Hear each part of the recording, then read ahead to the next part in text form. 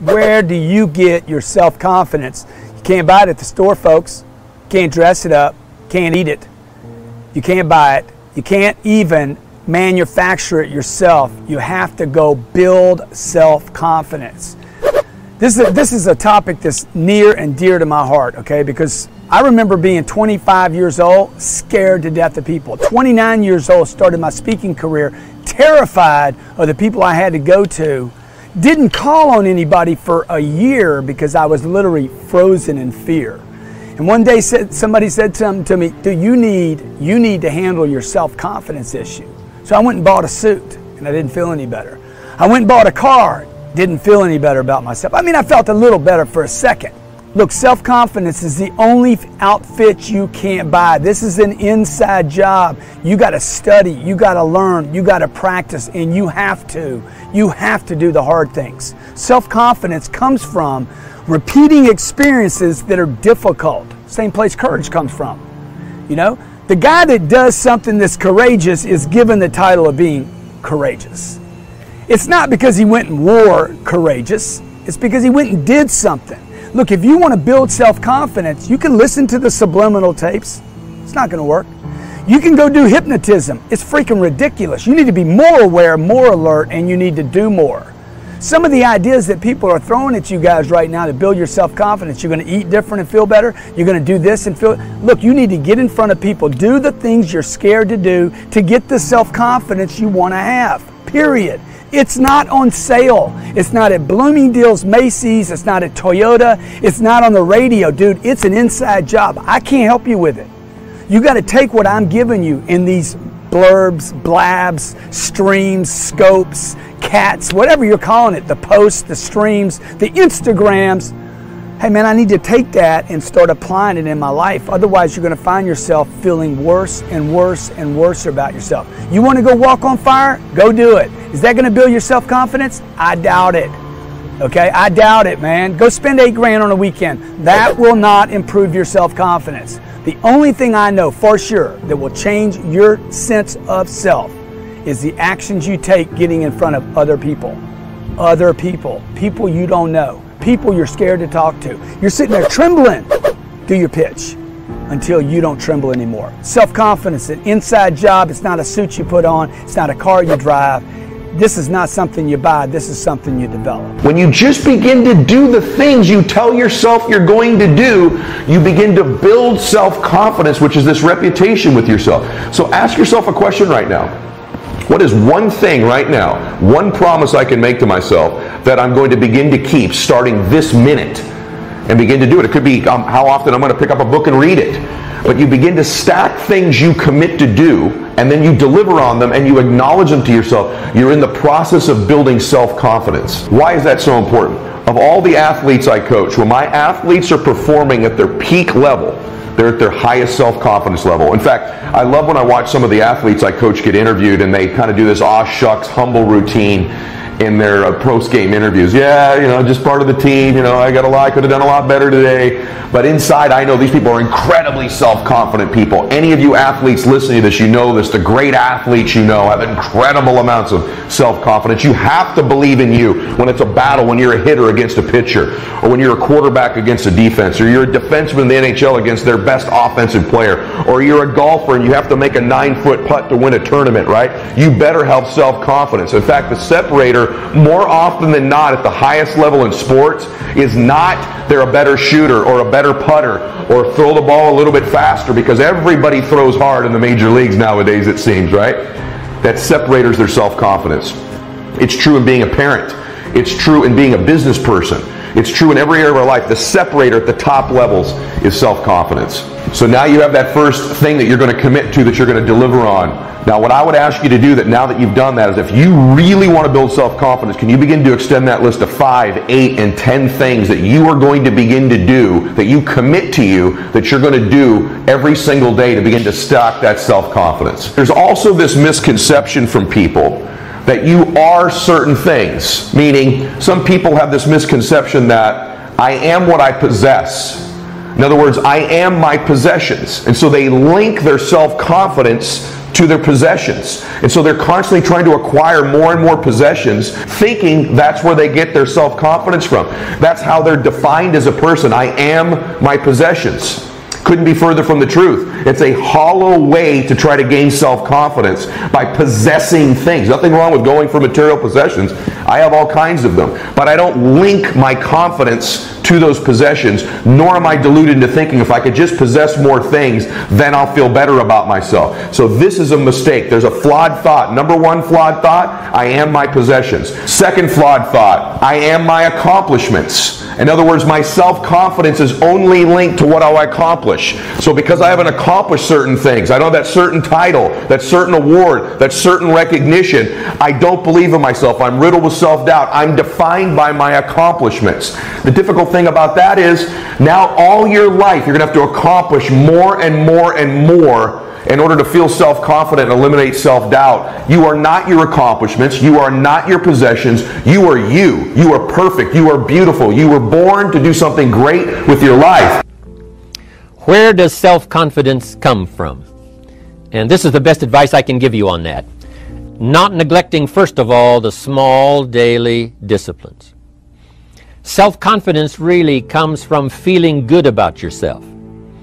And one of the best ways to feel good about yourself is at the end of the day to know that you poured it on. You did your best. If you conducted a meeting, you did the best you could. If you made a phone call, it was the best phone call you could possibly make. If you wrote a letter, it wasn't a casual letter, it was your best letter. At the end of those kind of days, when you feel good about yourself, self-confidence starts to rise. You know that if you can have this kind of a good day, you can have another one the next day, and those days become the weeks become the months, and the month becomes a powerful year. Self-confidence comes from the lack of neglect. If you will not neglect to do the small daily disciplines, that's where self-confidence comes from. Part of good health is self-confidence. I know I'm going to be healthy. I take the Herbalife products. I eat the apple a day. I walk around the block. I do the jogging on the beach. At the end of the day, when you've really poured it on and you've done all the stuff, self-confidence grows. That self-confidence affects your health. It affects your future. It affects your psyche. So this is true. One of the great powers is self-confidence. Self-confidence means willingness to do whatever it takes to achieve. Some people say, well, I'll do it for a little while and see what happens. You know, I'll try a couple of things. If that doesn't work, I'm out of here. And all of us know that that kind of person doesn't have much of a future. But if you're willing to do whatever it takes, if I have to learn a couple of things, I will learn those things. If I got to learn 5 or 6 things, I'll learn all 6. If I have to take an extra class, I'll take an extra class. If I've got to read the books, I'll read the books. If I have to consult with people who know more than I know, I will do the necessary consulting. Whatever it takes, I will do. That starts to develop unbelievable self-confidence. Self-confidence also comes from the ability to rise above your circumstances. To rise above what happens, the petty little things, the discouraging things that would sink everyone else's ship except yours, that would cause someone else to quit early in the day, but you keep going. That kind of willingness to overcome all circumstances, whether it's the little challenges or the big challenges. If you're willing to do that, I promise you, this kind of power will work for you, and in you, the variable, it'll make a difference. I want you to remember this as well. There's a power to the way we use the 2 B's, our brain and our body. See, self-confidence can also be a state, a physical state. It's very difficult when you're moving your body, sitting up straight, breathing deeply, right? You're in that physical, strong state of being, right? Right after a workout, during a workout is when we feel our most confident because our body's at a peak state. One way to generate self-confidence is to move your body into a strong state of being. Move your body. Literally, movement creates confidence. If you think about some of the peak times of your life, whether that be the fun time you may be having with your partner physically, intimately, or laughter, or peak performance running, right? Or your great accomplishments. Yes, there's a commonality to the way our body is moving at that time. If you think about the times when you're the least confident, it's usually when you wake up in the morning, isn't it? It's the most down, the most fearful, the most anxiety, or before you go to bed at night. These are two times most people experience the most amount of self-doubt, is right before bed and right when they wake up. Isn't that interesting? One of the reasons is because of how we're moving. We're laying down, we're hunched over, our breathing is shallow, there's no physical movement whatsoever. This creates a state of self-doubt right before we sleep, right when we wake up. Or if you're just kind of depressed or sick, self-doubt starts to kick in, doesn't it, right?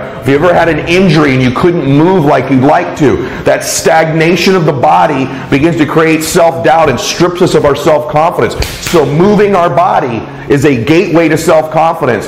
And then our brain as well. We have to take control of our thoughts. We have to scratch the negative ones when they come in and replace them with great ones. Now, I don't believe self-talk works all the time, but I believe saying, I am strong, I am good, I intend, I'm a good man, my intentions are pure, I'm a good person, I make a difference in the world, I'm kind, I'm gentle, I'm generous, I'm strong, I'm faithful. Beginning to repeat these thoughts to myself, and these words do generate self-confidence. I keep the promises I make to myself. I'm a man of my word. Begin to talk to yourself and think these thoughts. When you combine your brain and your body, you scratch the self-doubt. You lose those 4 stupid beliefs. I am my accomplishments. I am my possessions. I am what other people say I am. Or I am what I look like. These are completely flawed beliefs. We scratch those. We scratch them. We understand the process of stacking self-confidence in our life. We know we are the content of our character. And lastly, give yourself some credit. Will you please? And I'm going to tell you where to give yourself credit. And that is in the area of your intentions. A lot of my confidence comes from the fact that I keep the promises I make to myself. I know my self-doubt are thoughts that were given to me when I couldn't even defend myself as a young little boy. I know that I'm not my accomplishments. I know I'm not my possessions. I know I'm not what I look like. And I know I'm not what other people say I am. I understand the process of building self-confidence. I scratch the negative thoughts in my life. But I can tell you this, the last place I get my confidence from is my faith and my intentions. See, I know I intend to do good. Not enough of you are giving yourself credit for your inherent goodness. And I mean this. You're special in that regard. You're perfect in that regard. Just ask yourself, what are your intentions? As an individual, as a man or a woman, do you intend to do good in the world? Do you intend to want to help people? Do you intend to be a light in people's lives? Do you intend to make a difference? Do you want to live a good life where you've helped change the world and change other people's lives? Have you ever just asked yourself that? Do you? Because if the answer to that is, I don't spend enough time thinking about how good my intentions are. I don't want to hurt people. I don't want to do bad things. I don't want to take advantage of others. I really intend to do good. You know what? You need to give yourself more credit for the power of your intentions. There's a power in life of giving ourselves credit just for the intentions we have. Just ask yourself that. There's 2 types of people in life. There's the people who intend to do harm, to take advantage of people, to cheat, to cut corners, to cause hurt to others for what they think will be their own gain. Then there's people who want to be a light. They want to make a difference. They want to help. They want to contribute. They want to be somebody. They want to honor their God. They want to make a difference in the world, and their intentions are good.